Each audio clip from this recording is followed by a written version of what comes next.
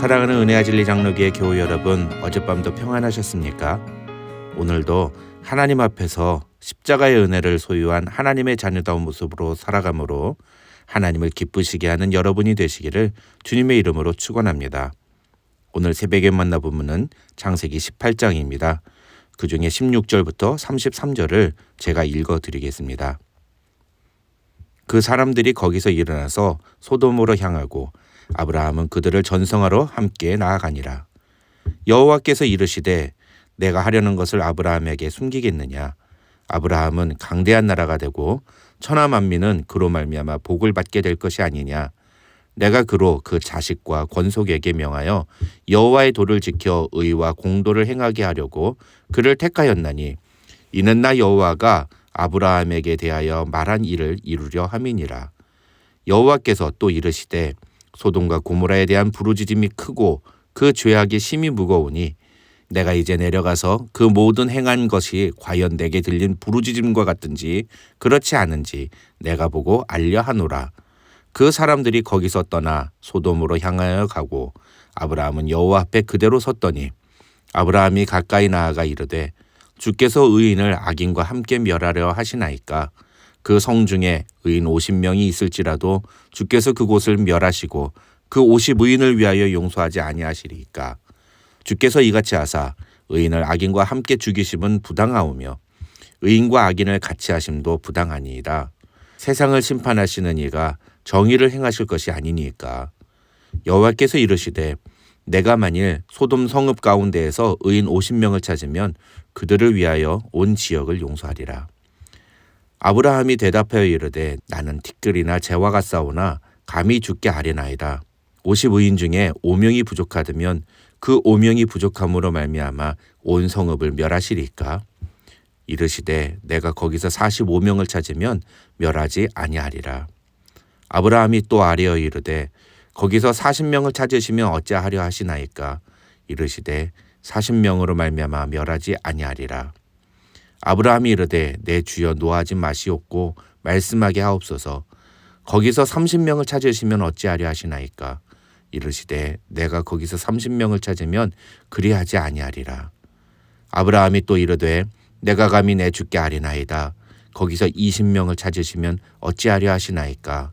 이르시되 내가 20명으로 말미암아 그리하지 아니하리라. 아브라함이 또 이르되 주는 노하지 마옵소서. 내가 이번만 더 아뢰리이다. 거기서 10명을 찾으시면 어찌하려 하시나이까. 이르시되 내가 10명으로 말미암아 멸하지 아니하리라. 여호와께서 아브라함과 말씀을 마치시고 가시니 아브라함도 자기 곳으로 돌아갔더라. 창세기 18장은 소돔과 고모라의 심판이 기록된 19장과 연결되는 장으로 소돔과 고모라를 심판하시기 전에 하나님께서 아브라함을 찾으신 장면이 기록되어 있습니다.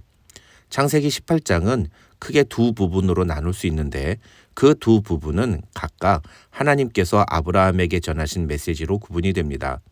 먼저 1절부터 15절에서 하나님은 아브라함에게 내년 이맘때 아브라함의 아내 사라가 아들을 낳을 것이라는 사실을 말씀하십니다. 그 다음 16절부터 33절에서는 소돔과 고모라를 멸하시려는 하나님의 계획을 아브라함에게 말씀하십니다. 먼저 1절부터 15절의 내용을 자세히 살펴보겠습니다.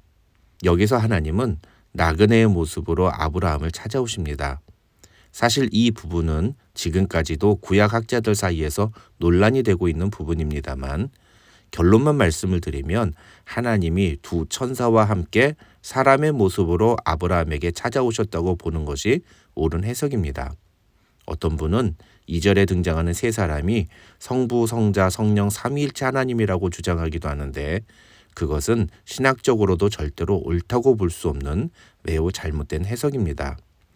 어쨌든 중요한 건 아브라함이 이 세 사람을 보자마자 보여준 반응입니다.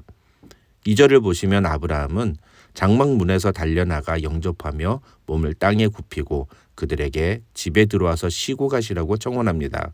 그리고 고운 가루와 좋은 송아지 그리고 엉긴 젖과 우유를 가지고 요리를 하여 그들을 대접합니다. 이러한 아브라함의 행위는 하나님을 영접하며 예배하는 의미라고 볼 수 있습니다. 즉 아브라함은 하나님이 사람의 모습으로 자신을 찾아오셨다는 사실을 알고는 곧바로 하나님을 영접하며 그분께 몸을 굽혀 경배했습니다.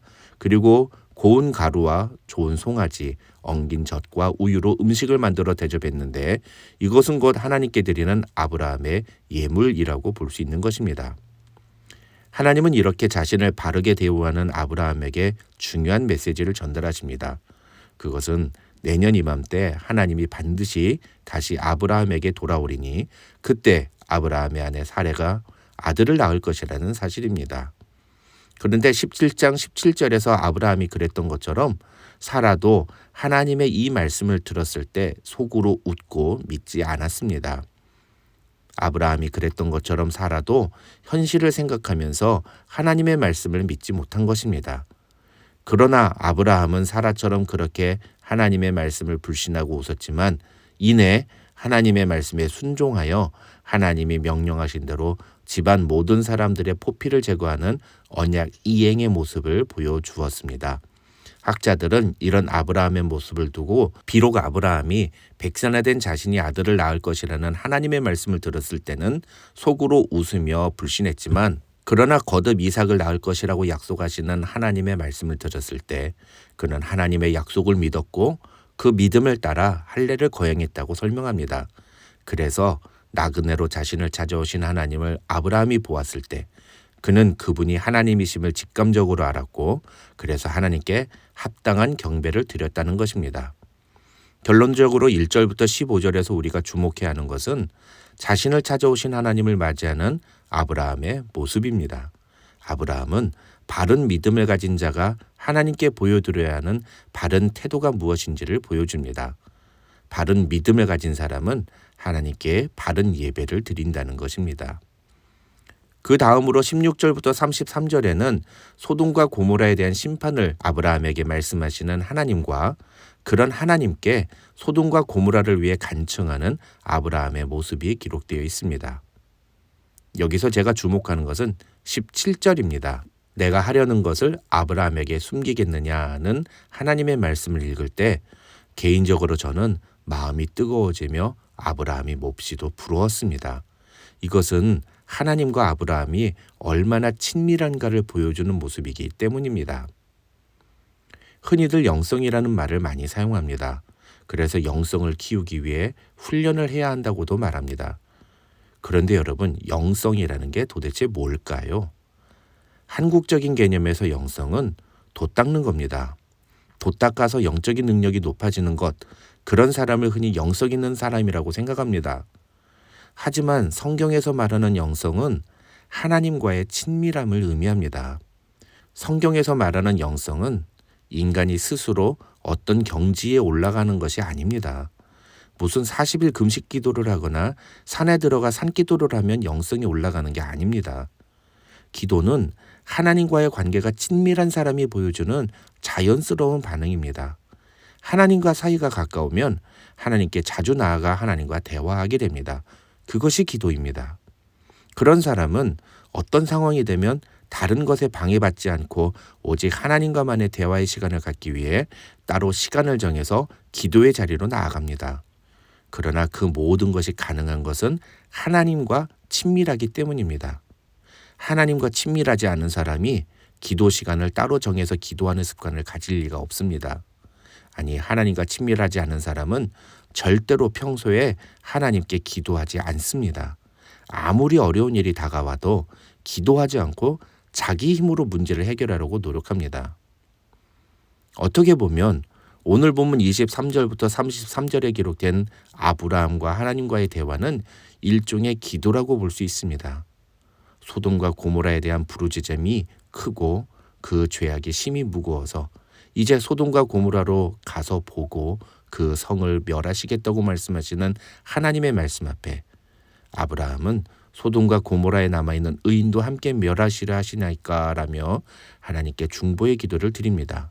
처음에는 의인 50명이 있어도 그 성을 멸하시겠냐고 묻지만 점점 45명, 40명, 30명, 20명 그리고 마침내 의인 10명이 있으면 어찌하시겠냐고까지 하나님께 간구합니다.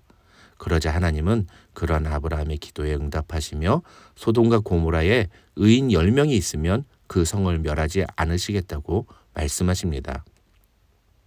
여기서 우리는 몇 가지 중요한 사실을 발견하게 됩니다. 첫째, 아브라함의 태도입니다. 사람들은 아브라함이 하나님께 6번이나 간청한 것에 주목하지만 저는 여기서 정말 중요한 것은 아브라함이 단 한 번도 하나님의 소돔과 고모라에 대한 판단과 결정에 이의를 제기하지 않는 모습이라고 생각합니다. 다시 말해서 하나님 왜 그렇게 하시냐고, 하나님이 어떻게 그런 결정을 내리실 수 있느냐고 말하지 않는다는 것입니다. 이것은 철저히 하나님의 권위와 주권을 인정하는 아브라함의 자세라고 할 수 있습니다. 아브라함은 철저히 하나님의 판단과 결정을 인정하면서 그 대신 하나님의 은혜를 구합니다. 이것이 기도하는 사람이 가져야 할 바른 자세인 것입니다. 기도하는 사람은 철저히 하나님께 요구하거나 강요하지 않습니다. 기도하는 사람은 하나님의 은혜와 긍휼을 구합니다.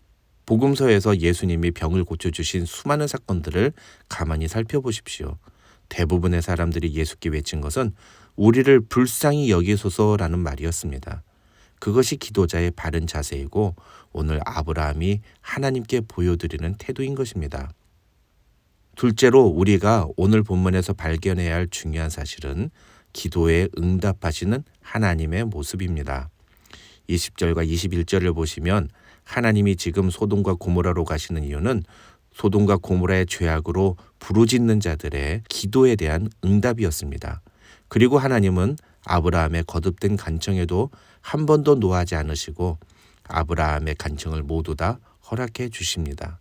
즉 우리가 하나님과 바른 관계 속에서 하나님의 은혜를 구하는 기도를 드릴 때 하나님은 그 기도에 반드시 응답하신다는 사실을 오늘 본문은 우리에게 보여주고 있는 것입니다. 결론적으로 오늘 본문인 창세기 18장에서 우리는 자신에게 찾아오신 하나님께 바른 태도로 경배하는 아브라함의 모습과 소돔과 고모라를 심판하시려는 하나님께 바른 자세로 소돔과 고모라의 은혜 베푸시기를 간구하는 아브라함의 모습을 볼 수 있습니다. 이것이 바로 아브라함의 신앙의 자세인 것입니다. 2022년을 마무리하는 시점입니다. 다가오는 2023년에는 저와 여러분도 아브라함과 같이 바른 모습으로 하나님 앞에 서서 하나님을 예배하는 하나님의 사람들이 되시기를 주님의 이름으로 축원합니다.